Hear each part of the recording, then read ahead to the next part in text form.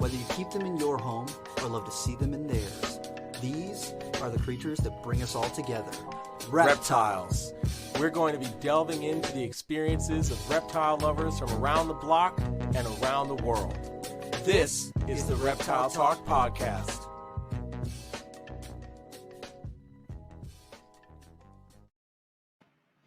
Boom! Boom! What's up? Look, we're together In the same place! in person Oh my goodness. in North Carolina. In North Carolina. What?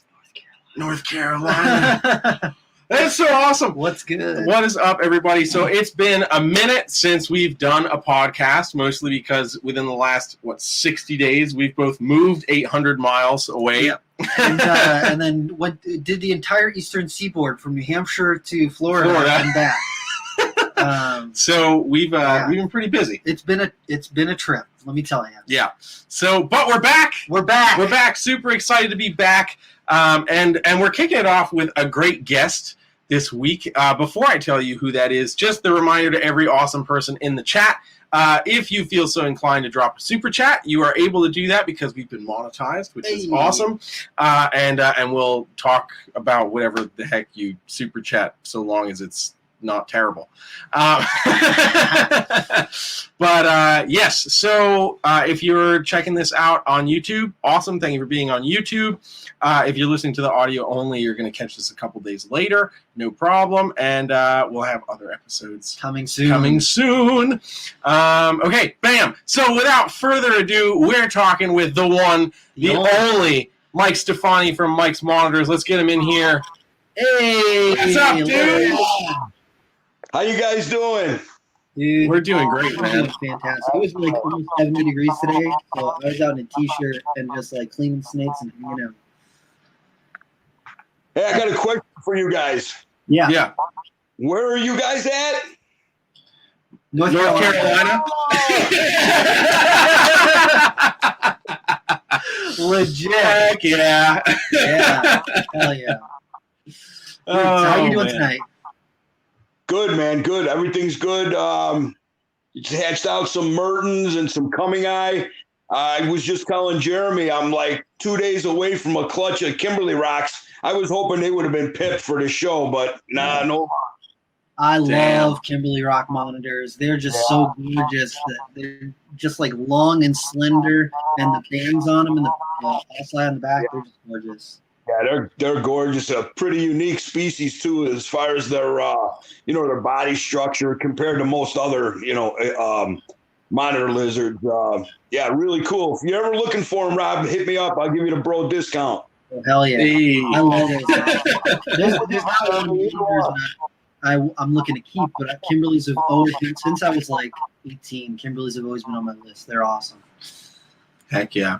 I just want to give a quick shout out. I've been cleaning too many snakes. There's been a lot of shit in my life for the last 48 hours. A shout out to Christina Hill for the super chat. Jesus, thanks for the shit out. Oh boy. I didn't just clean 400 snake cages yesterday. You're gonna have to excuse Jeremy. It's been a minute since we were the podcast.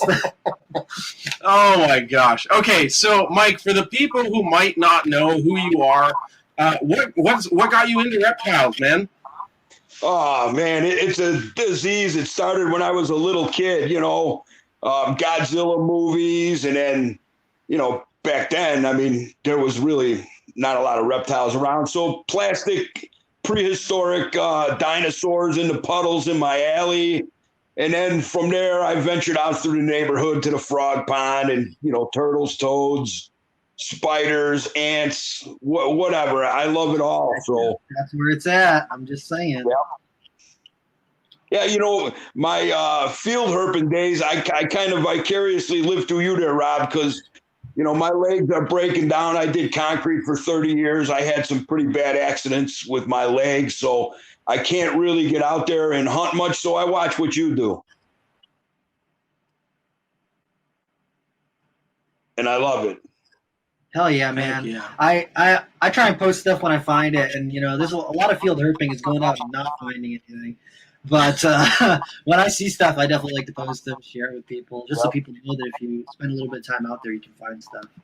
Yeah, well, I really like the fact that like you'll photograph like lichens, moss, some little beetle, and I love all that stuff. So Heck yeah, it's cool. Put up. Hell yeah. Heck yeah. Well, when you were younger, did you do a lot of field herping? What was your favorite thing to find?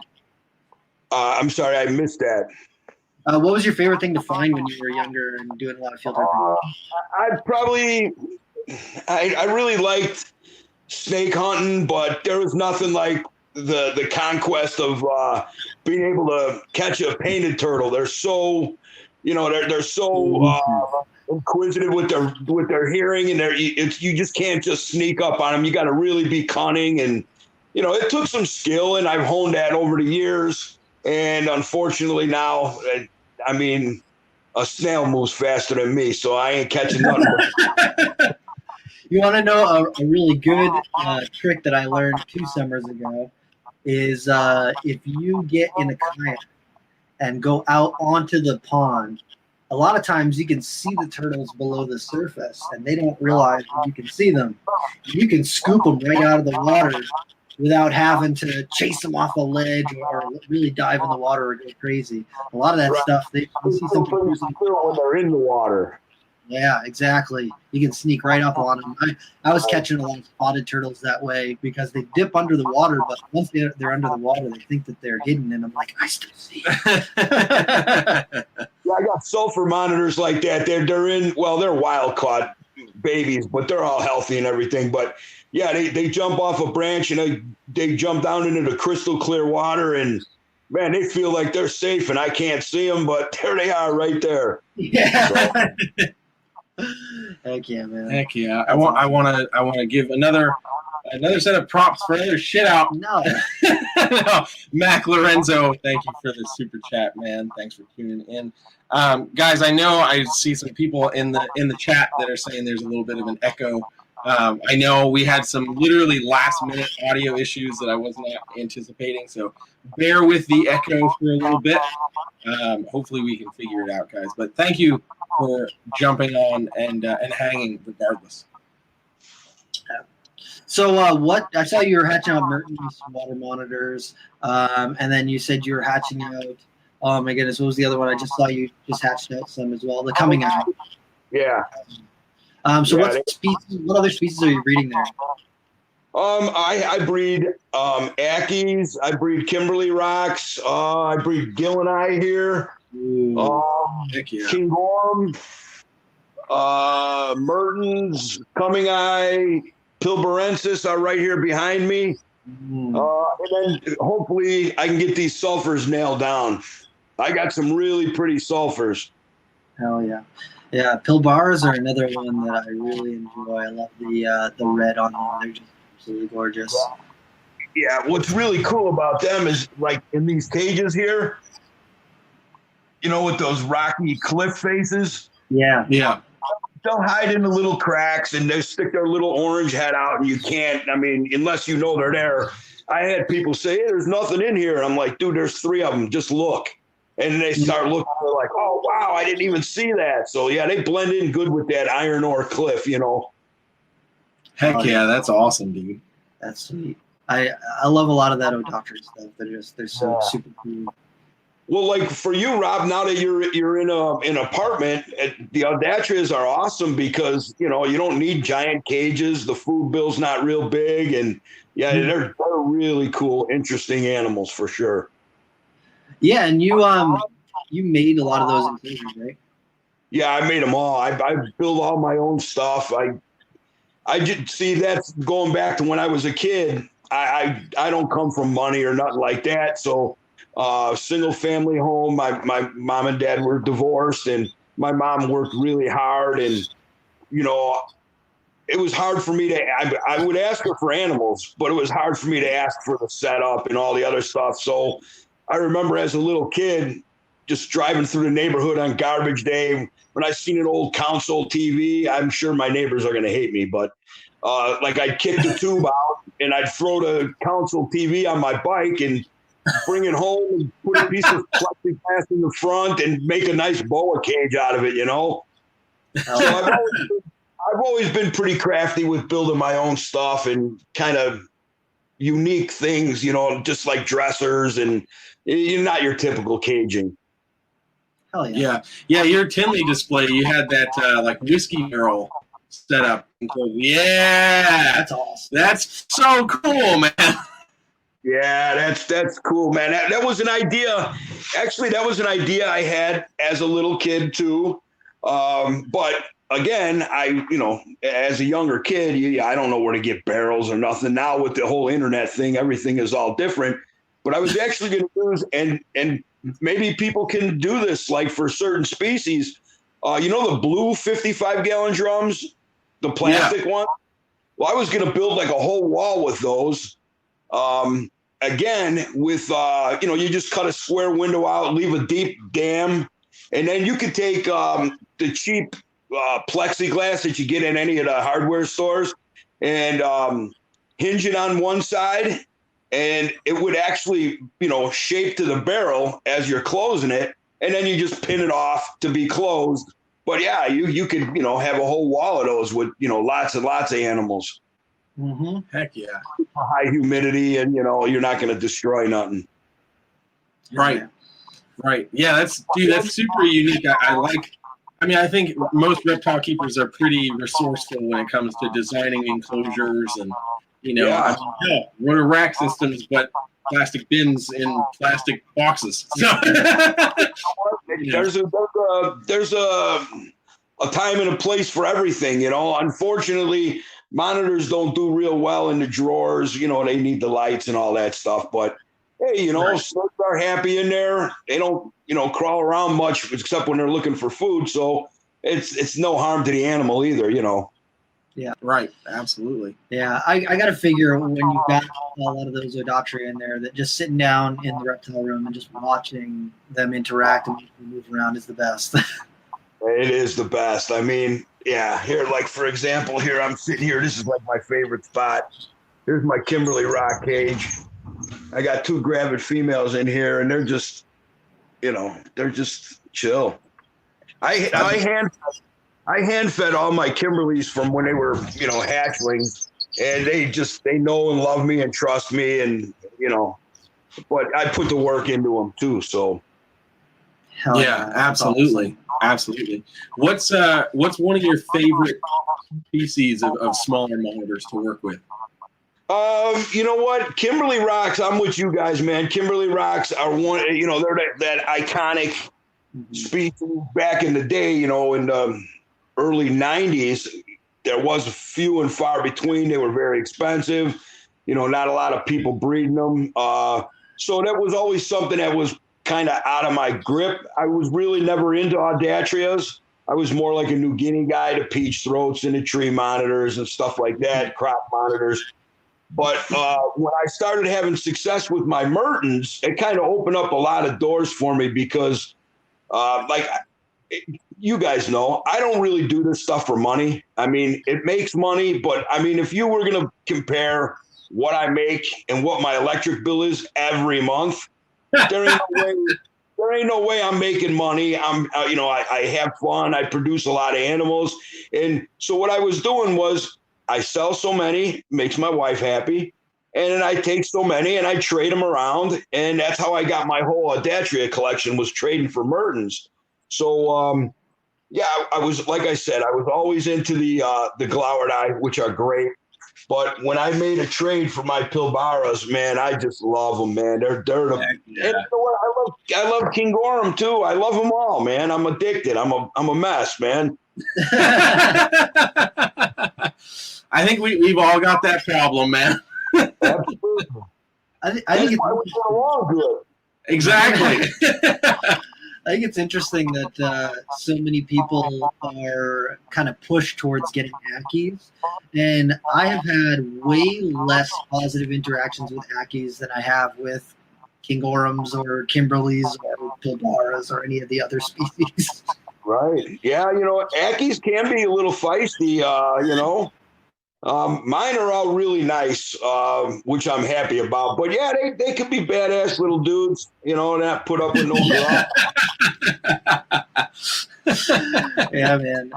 And I don't know. I just think that I guess if people want to hold them, I guess that the Ackies are a little bit more hefty, so they give you a little bit more something to hold. But I honestly, looking at Pilbars, looking at the Gilleneye or the Kimberleys in an enclosure, they're just stunning. They're just amazing to look at. Yeah, when you put them in a naturalistic kind of setup, you just can't beat them. And my Gilleneye, I hand feed those, so I understand what you're saying, especially with the Kingorums, even at adult size, 8-inch, which, that's mine are. If mine are 5 inches, I would be surprised. They're tiny, but they're little bulldogs. But again, like you say, they're real small, and I don't have doctor hands. I'm a cement mason, so I kind of break everything I touch, really. But but all these other Adastras, they walk on me. I don't have to reach in and pick them up. If I put my hand out, they'll come right to me. These little guys are cool. Of course, this is night, and we're about to go light. Yeah. But yeah, so yeah, again, for these small Adastras, if for somebody who's living in an apartment or a condo, or maybe even at home with their parents in the basement, and they don't have the room for giant enclosures, these are all easy to fabricate, easy to maintain, easy to feed, and if you do them right, you'll get babies. Yeah.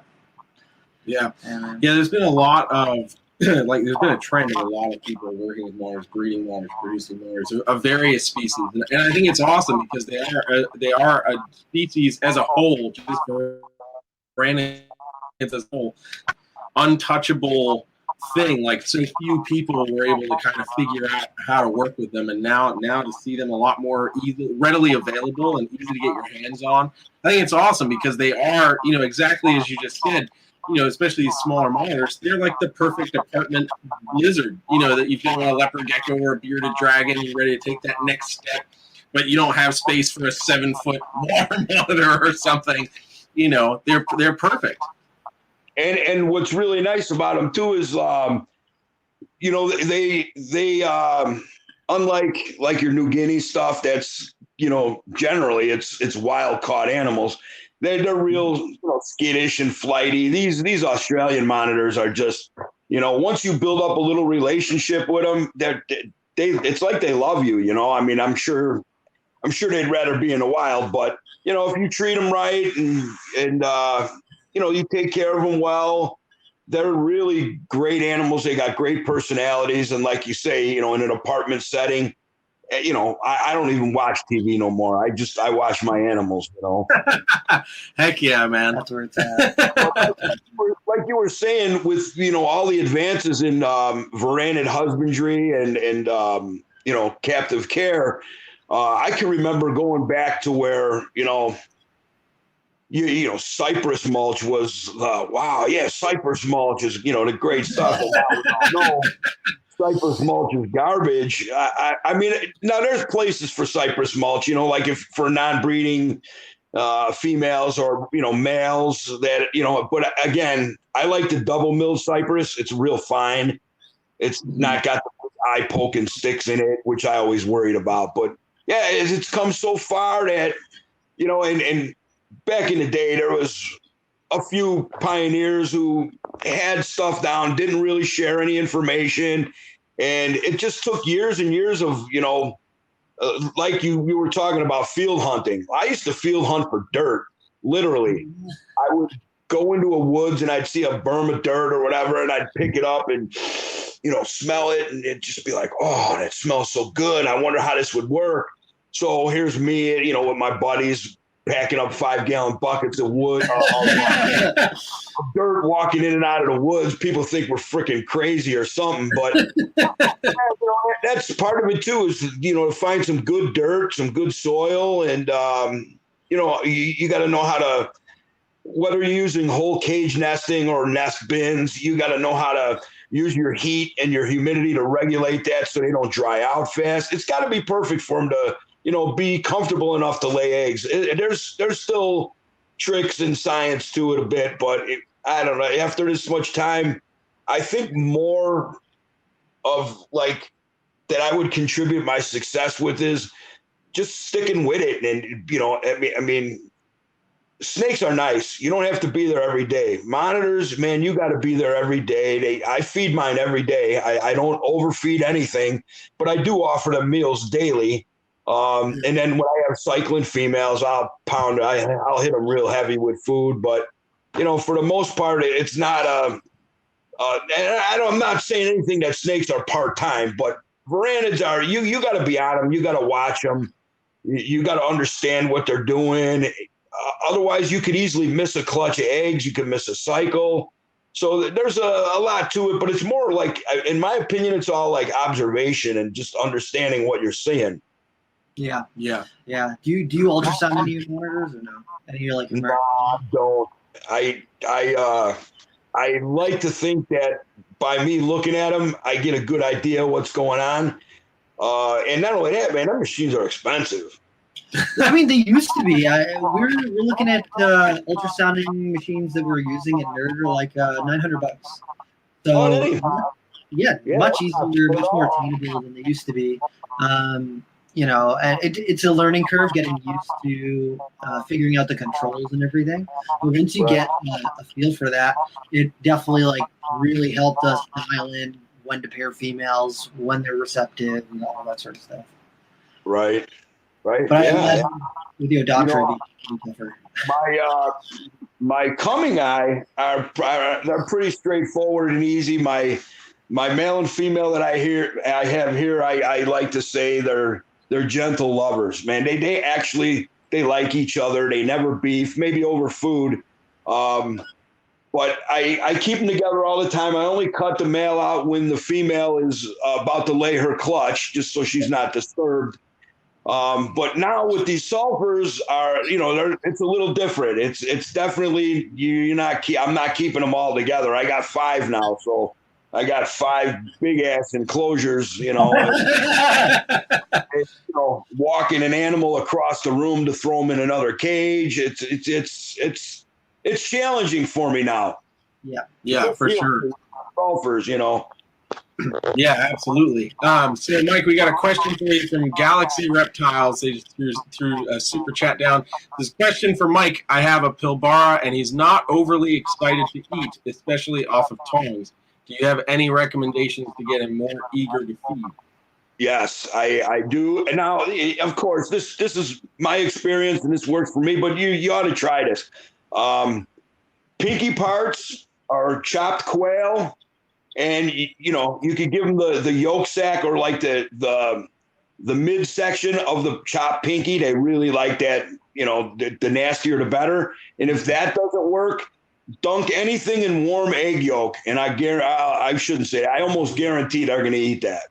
Oh yeah, boom. Yeah, you get a little bit of egg yolk going. A lot of monitors, they just go nuts for it. Exactly. and if worse comes to worse, all you got to do is take a quail egg. Chop the top off of it and leave it in there like a cup. They'll go in there and they'll lap that egg up. Mm-hmm. Absolutely. Yeah. You know what I never really thought of? I wonder if you could take pinky and put it into a quail egg. See if you can get a little bit of pinky into it through them lapping up the egg. Oh, yeah. Well, I mean, you could do that, but I generally just dunk the pinky in the egg yolk and then off on tongs or whatever. Hell yeah. Egg yolk seems to be the trick. Yeah. Yeah. Have you noticed, is there anything else next to egg yolk that would be like, if it doesn't do egg yolk, it's going to do this? Like I said, the egg yolk or like the midsection of pinkies, like where all the gut and right. all that stuff is. The same with chopped. When you chop a day-old quail and their belly is full of yolk that they've absorbed, again, it's just, man, it doesn't look pretty, but we're not monitored, so they think it looks pretty, and they usually will eat that right up. Yeah. They're not picky.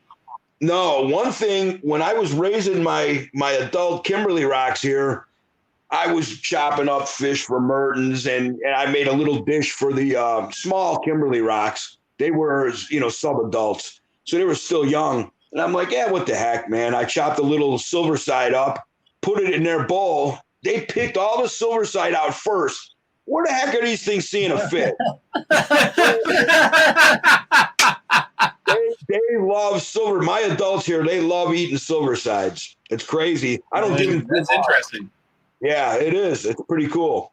I like doing a lot of fish too for a couple reasons. Variety, number one, but number two, that oily, whatever that oil is that fish have. I don't know what they call it. I like it. Keeps their insides moving. You know what I mean? Yeah. Mm-hmm. Yeah, absolutely. I've heard from multiple people that feeding fish is a great way to just clear out a moniter's insides just because of that oil, especially if they're getting stopped up because they're just not getting necessarily the appropriate diet or just too much.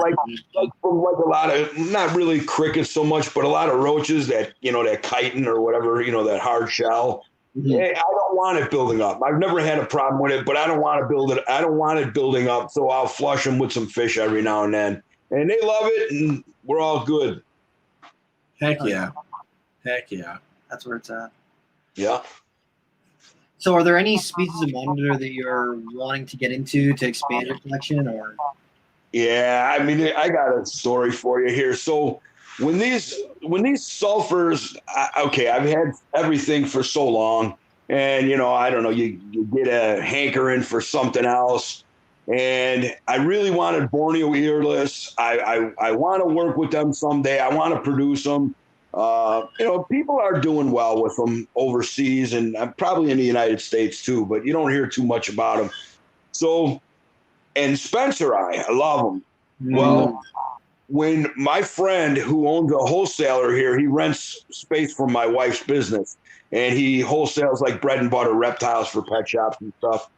Well, he's kind of a veranaholic too, and he has access to importers and stuff. So what he really loves sulfurs. So he, over the past couple of years, he's been getting pictures sent to him from overseas, Java, exporters and whatever. And like he'd see 50 sulfurs and he'd say, nah. And then he'd see one and he'd say, I got to have that one. So they'd send it to him. And he did that over, like I said, over the past couple of years, and he collected 4. And, he'd always talk to me about them. I was never really a sulfur monitor guy, but I didn't really ever see any that blew my mind. And then his wife works with my wife. So I kept hearing her all the time. I hope he gets them water shitters out of my house and blah, blah, blah. But you see, he wasn't set up like me. Like I got drains. I don't touch nothing. I don't pick nothing up. Everything goes out. I open a valve. Everything's gone. Yeah. So his wife put the hammer on him. So he had to get rid of them. So I told my wife, I'm like, hey, Karen, those would be really nice. She goes, we can't afford it. Like, okay, we can't afford it. No problem. So I was in the process of brokering a deal for my friend and for another friend. And so I called the guy and, showed him the photos. He was all interested, especially that one female I got. I'll show you her in a minute. She's just stunning, a beautiful, beautiful example. And this guy's really good for the money. He said, okay, they're sold. So I called John back and I said, okay, I got them sold for you. He's like, dude, that was 5 minutes. I said, well, I don't know what to tell you. You want to sell them? So the next morning I get a call from the guy who wanted to buy them. And I'm thinking, okay, he usually just calls and says, where do you want to put the money? So he called and he's like, I was looking at that one. I'm like, bro, I'm vouching for these animals. Those were pictures from when he first had them imported. I'm vouching for these animals. They're beautiful. They're awesome. So he wanted more pictures. So I called John back and said, hey man, this guy, he wants more pictures before he spends the money. And I hear him in the background. What the fuck? I'm like, oh, take it easy. Take it easy. So so that was that. So I don't know. That was like about 10 o'clock the next morning. So I called my wife at work where John works there too. And I'm like, hey, is John going to get more pictures? This deal will be done. She goes, they're sold. I'm like, what? Are you kidding me? How the fuck? There's no way. She goes, yeah, they're sold. And I'm like, oh, well, you got to tell me who got them because I want to follow them. I want to make sure I know where they're at. She goes, I bought them for you. You're going to breed them. I'm like, yeah. North Carolina. Let's go. So needless to say, he had to go. I don't know. He lives a couple hours from the shop. So she normally gets home around 5. So I'm waiting. She comes home. I think it was about 7:30 or so. Dude, I was like a kid in a candy store. My heart is pumping. And then when I took them out of the containers and the bags they were in, I was literally blown away. And this female here that I'm going to show you, she's just, as soon as she came in, come on, girl. As soon as she came in, she was just, the water's real dirty. Water monitor thing. Yeah. So here, this is a wild caught, like 2 years out of the wild, Java sulfur. And as you can see, she's just beautiful and very docile. And that's my showpiece girl right there. And I love her, man. I love them. I was like I said, I really wanted to get those Spencer eye. But then these came up, and then at the show that you were at, Jeremy, you seen the Spencer eye. Yeah. Now I already know I busted a nut with the old lady. I ain't getting nothing else. So. So I was trying to hustle Mertens big time at that show to maybe disappoint my wife one more time, Here's my young male. I'm trying to get him out. He'll come out. Just give me a minute. Yeah, I'm not gonna lie. The Javas are probably one of my favorite locales for water monitors. Yeah, I'm not real well versed in water monitors, like all their locales and the different species. Actually, coming eye has always been a big favorite of mine. But when I seen these sulfurs, I was like, I want them things so bad. And then, when my wife finally said, yeah, I was a happy man. So I imagine I'm probably a year or two away from breeding them. Got to get some size on that male. And I actually have a female in this walk-in enclosure here. She's like 6 foot, but she's kind of rough, man. She looks good. She was imported, not from the same deal, from another guy. And, she's real shy. She's been hiding all the time. She's just starting to come out now, and she'll feed from the tongs. But I noticed there was a tapeworm in her. And I asked the guy if he treated them, and he said, yeah, but apparently he didn't get the egg cycle or something. So I got to hit her with some more of that Paraquantel or whatever it's called. Manicure. Get her cleaned up before I do anything with her. Yeah. Heck yeah. Yeah, dude, I've noticed that especially a lot of those bigger females, they bully the males too because of how big they are. Right. They're not feeling it. So I always, like, when I see big females, I'm like, oh man, you're a bruiser. Yeah, she is. I was actually, I had her on the market because it turns out the 2 smaller ones that I got, they were probably hatchling size when I had first got them. It turns out that they're looking to be 1.1 right now. So right now, the way it sits, I got 2.3. And this big one, because of the size of her and how shy she is compared to these others, I just wasn't feeling her. I feel her for sure. I don't want to just get rid of her, but I put her out there and I got a few hits on it. And everybody, the people that contacted me are pretty well known in the industry. And like, oh, you could get some pictures of you holding her so I could see how big she is. I'm like, dude, I would love to do that for you, but she'll tear me a new asshole. I don't want, hurt you can get a picture. I mean, it's an important animal. It's just, it takes time. So. Yeah, it's funny. Even with some of the captive bred stuff, picking them up when they get big is not easy, because we had Kenan from Camp Kenan come up to Nerd last year, and he's like, "Oh, let me see the adult male black dragon." So I take him out and I'm holding him, and he's like, "Oh, let me hold him." I was like, "I don't think you want to hold him, dude." And he's like, "No, I'm gonna hold him." As soon as the male put claws on him, he was like, "Oh!" You can take him back. You can take him back. Yes, and now yours were pretty tractable, Oh yeah, he's great. But they got the muscle, man. And just think of imported, scared, wild caught female with those claws. That as soon as you put a good hold on your arm or your shoulder, man, you're like you say, they're Freddy Krueger in you for sure. Yeah, man. Absolutely. I just want to deviate real quick. Shout out to Bionic Benny for the super chat. It says, "What's up, guys? Any recommendations on filters and affordable ponds for water monitor enclosures?" Oh, they're gonna ruin a filter. Yeah. Just something that's got a drain. Yeah, I can tell you.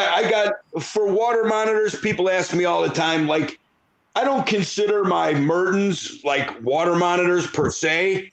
They will shit in the water a little bit, but generally they shit on the land. And I run Oasi filters on everything, not my water monitors. Water monitors, my best suggestion is drain, rinse, and fill, man. That's the way to do it. They will overload any type. I don't care if you got a pool sand filter. Their bio load is gonna overload that thing. After 2 craps, and the mine crap every day in the water.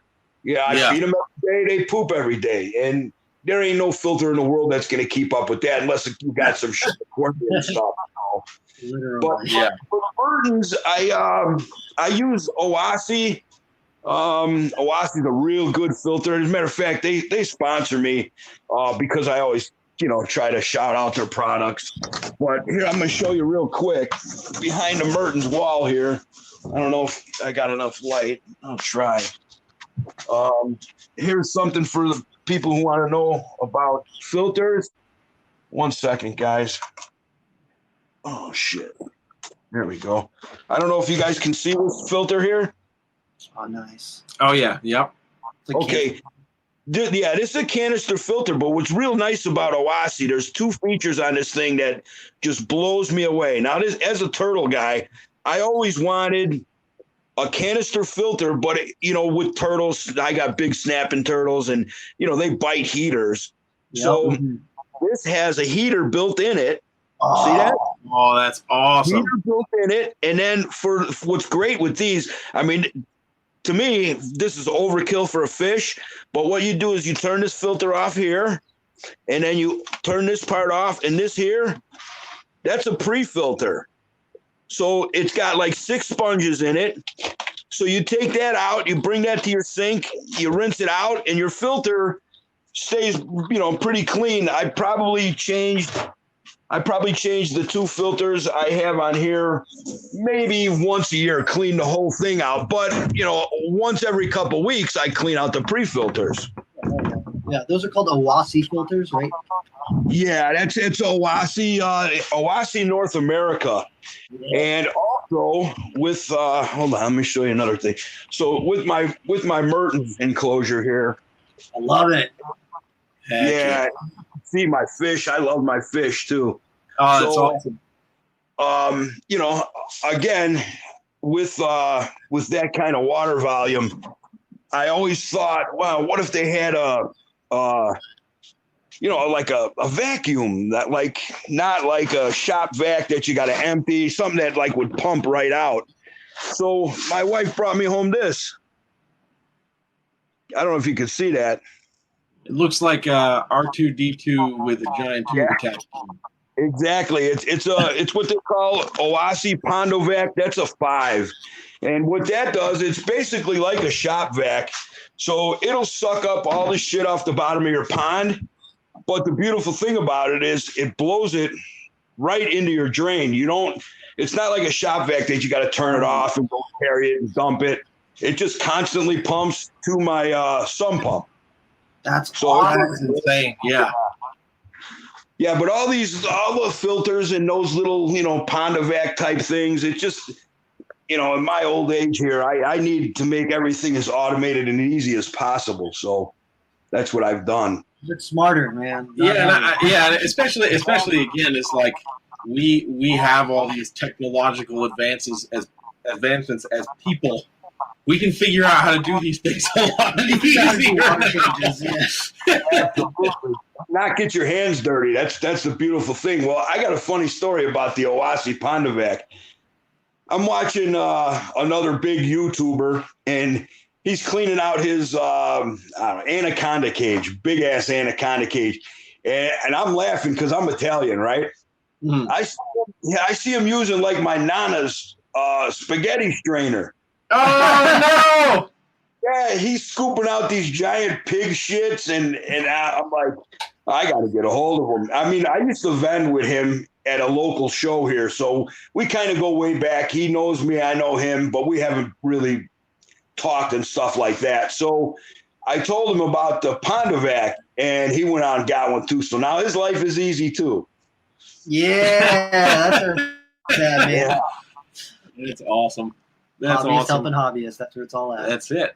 I just want to give a quick shout out to Thomas for the super chat. Just says, love you guys. We appreciate that, man. Thank you very much. Bam. Pondovac for the win. I was so honored when you guys asked me on this, man. I watch you guys. You guys are good dudes, and I was really stoked to be on here for this. Oh, man. I've been admiring all the stuff that you do for years now. And I really just love seeing all the things that you post on there. So honestly, the feeling is mutual. I love the stuff that you're doing. Yeah, hey, when you guys come down if you guys get down to Tinley or Schaumburg, I'm only an hour away, man. So you can come here and check out my stuff firsthand. I'll give you the tour. October, yeah. I'm going to be October there. for sure. That's it. Excellent. Hell yeah. It's been a minute since I played some more. Because that's Yeah, I'm down. when snakes available. Say that again? Like, there's one in March, and then you said October. Like, you'll have more to sell in October, I would imagine, right? Yeah. Yeah. I just know that it'll be easier for me to get time off in October than it will in March. I gotcha. Yeah. Well, I was hoping you'd come both. Maybe. I just moved 2 weeks ago, or a month ago now. So once I get a new job sorted, maybe I'll just tell them, hey, I'm not. Hey, I already have these things happening. Oh man, Maybe I'll do you that. could do that. I feel like I already have these dates and these dates and these dates. Well, I know that next summer I'm doing an Arizona trip to go field herping, and Hell then yeah. October I'm doing Tinley, and August I'm doing Daytona. Oh, I don't know. Maybe I was watching you when you went with Keith McPeak and all them guys in Arizona. Oh, it was awesome. Yeah, I know. I was, like I say, I was living vicariously through you guys. Yeah. The hatchling Mertens. Heck yeah. I don't know if you could see them. Oh yeah, we can see them. So, Yeah. how big are your biggest mertens? My adults are probably 4 foot, which that's maxed out for them, and they're big, and I don't know. I've been breeding them like 3 or 4 years now, and the male I raised since he was a small guy, probably a year old. But my two females I got when they were big, and I'm going to give you a look at them now. You can see how big they are. Yeah, heck yeah. So that's a female there, and here's another female. And then there's the male. Look at those. Heck yeah. Oh, so cool. Yeah. Yeah, it's pretty cool, man. I love them. And again, man, part of like what I love so much about monitors is of course I love the monitors, but I love building their setups. Like that Mertens, building that Mertens enclosure was just like, I don't even know how to describe it. It was like, it was a relief off of my brain because I had this idea of how to build this enclosure burning in my head for years and years. And then when I finally got them, it was my opportunity to, to go gung ho and build a nice enclosure for them. And, with the fish in the bottom and as active as they are and all the stuff they do in the water, I could sit down here for hours and just watch them. And I do. It's zen. It's just like therapeutic. It's zen. Yep, definitely. I just want to give a shout out to Amy B for the super chat. The dynamic duo is back together. That's right. That's right. Hey. Thank you, Amy. Damn. Oh man. Heck yeah. Dude, that's Heck yeah. so Is there so you're obviously very resourceful with the enclosure designs and everything. Is there an item that you want to build a monitor enclosure out of that you have not built one out of yet? Well, now, if you're picking my brain here, I guess my next stop, which is, I'm sure it'll happen someday here, I would love nothing more than, when you go to the mall, there's the food court. Yeah. Yeah. They got the plants and the trees, and they got waterfalls and the koi's in the pond, and you eat your lunch there. Yeah. I want to do that for like my coming eye and my Mertens and be able to be in there with them, like with a little bistro table, have a coffee, and have them, jump up on the table and hand feed them or whatever. Eventually I'm going to do that. That would be awesome. It's like drugs, I mean, you get addicted and you want more and you want more. But that's pretty much where I'm at now with my animals. I love my big enclosures. They're great and all, but I want something that I could be in there with them, I mean, even if I could wade in the water with the Mertens, that would be great, Yeah. Heck yeah. Dude, that'd be so cool. Heck yeah. Absolutely. Let's see. We got a couple other super chats here. Thomas threw down a super chat. Reptiville.com posted reptile classifieds for free. Here's a plug for Reptiville. Go check out Reptiville.com. And then Christina threw down another super chat. Mike, would you share some keys to building trust with spicy monitors? Oh, absolutely. It's. I mean, Kevin's the man. Watch his videos. But that's basically what it is, and it's not something that's going to happen overnight. It takes time and patience. And I did another podcast with the MPR guys, and what I've noticed over keeping all these monitors for all these years is lizards in general, they pay attention to your eyes. So if you've got a nervous, scared monitor, you don't look right at them. You look at them through your peripheral, and as long as your head's not pointed towards them or your eyes aren't pointed towards them, they calm down. So generally, feed them off the tongues, like, you look away as you're feeding them. And, after you do that 20, 30 times, then you can start looking at them and they'll become more comfortable with you. No fast movements, no loud noises. And I guess the big thing is it's just time, don't force yourself on them and just take your time, build it just like you would with a scared dog or something. You just got to earn their trust and then you have it all good. Once you get to that point, they're bulletproof. You can pretty much do whatever you want with them. They're not afraid of you no more. Yeah. I think that one of the other things that a lot of people don't take into consideration is you kind of got to go towards the front of the animal as opposed to going to the back of it, because most people, they're nervous of getting bit, so they go to try and grab it by the back end, and monitors are very nervous about that back end.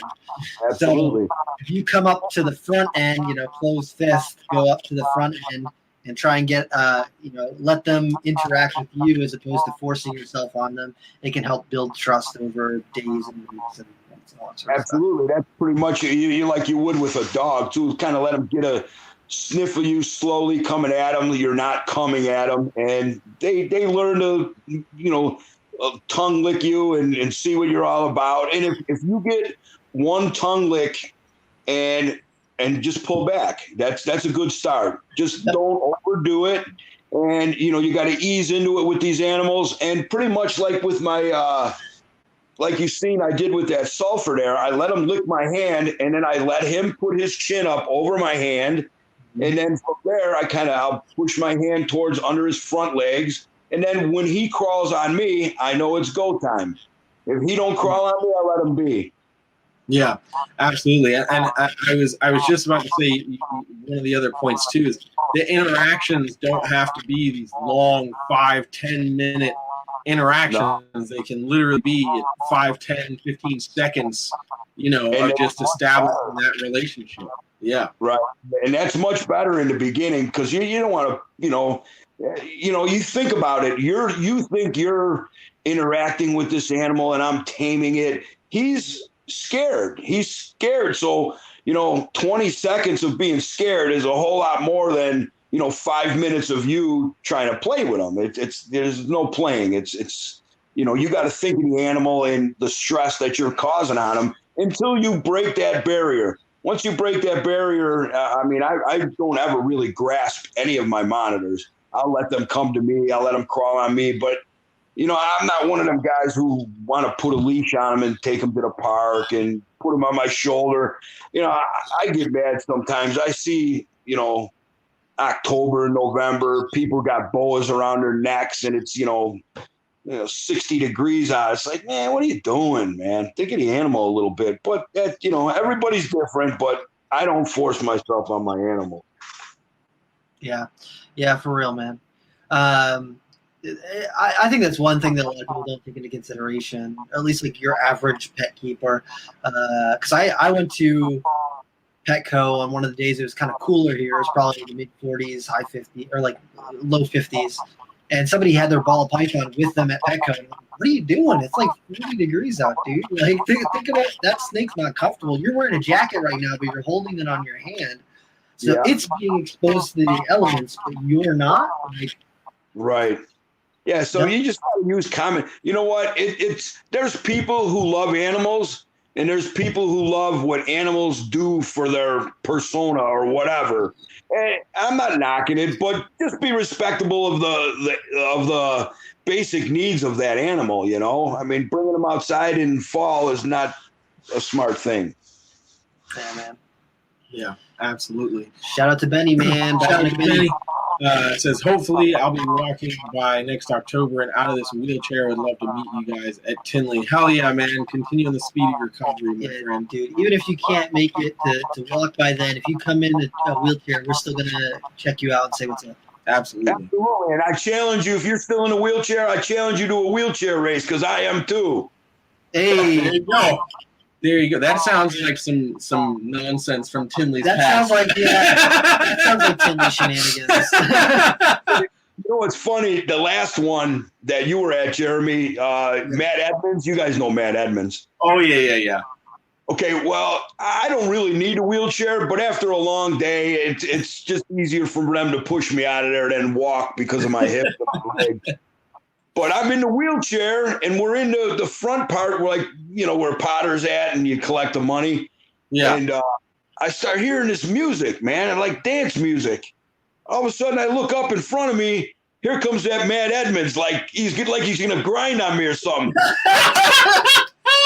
I got a video. I'll send you guys the video. I popped out of the wheelchair. I put my hand on his chest. I said, "Get out of here!" Somebody in the crowd goes, "It's a miracle. He can walk." I'm like, "Yeah, what do you think?" Dude, Edmonds working miracles, man. Yeah, right. He's a great dude, man. I had a lot of fun. All you guys are. I always have fun, and that's what it's all about.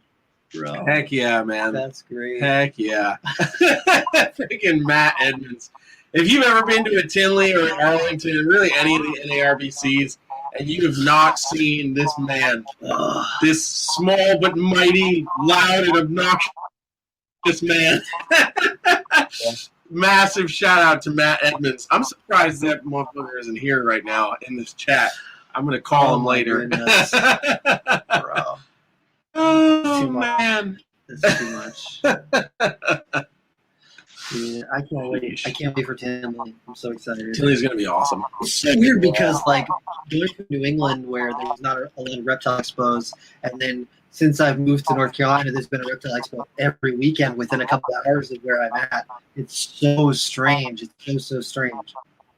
Yeah. Now, do you notice that it's more reptile, like in North Carolina? Is there more people into it, or is it just it doesn't matter where you go? I feel like a lot more of the vendors down here are making money sometimes because, like, in New Hampshire, there was a couple expos that I vended and we made like just enough to cover the tables and that was it. Yeah. Whereas most of the people I talk to at most of the expos down here, people are making a couple $100 every day at least. You know, if it's a slow day, and then if it's a good day, then you make $1,000 or whatever. But down here, the show atmosphere is just more chill. Like people just like walk up and talk to you and you know, shoot the shit. And where up north, it's kind of like strictly business. If you're not selling something, if you're not talking to me about buying something, people aren't super, you know, tuned into one of the talk to you. That's why I'm a kind of like not a bad salesman, but I could just talk to you about reptiles. If you're not buying nothing from me, I don't shuffle nobody. You know, when I figure out this kid or this person isn't buying, I don't shuffle them for the next guy who may buy. I just talk to everybody. You know, I that's what I like doing. I like meeting people and, you know, sharing knowledge, experiences with them. And, you know, you might be talking to the next guy. You know what I'm saying? And he's just a kid. Well, you know, I just talk to everybody.